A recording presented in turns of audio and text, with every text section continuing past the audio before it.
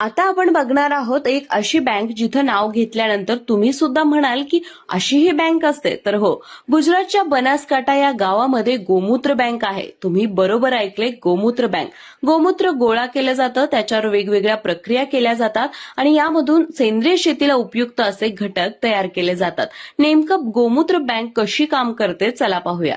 जसं दुधावर प्रक्रिया करून चीज, बटर, दही, ताक याप्रमाणे पदार्थ तयार केले जातात, त्याचप्रमाणे ही गोमूत्राची डेअरी आहे.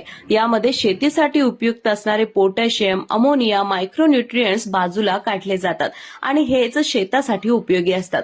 गायीचा दुधाचा व्यवसाय फक्त करण्यापेक्षा सोबतच गायीच्या गोमूत्राचा व्यवसाय असेल तर निश्चितच शेतकरी फायद्यात राहतो, असं त्यांचं म्हणणं आहे. या गावातील शेतकरी सांगतात की आम्ही गोमूत्र विकून दिवसाला 150 ते 200 रुपये कमावत आहोत. गोमूत्रापासून अनेक उत्पादने इथे तयार केली जातात, जी वेगवेगळ्या राज्यांमध्ये पोहोचवली जातात.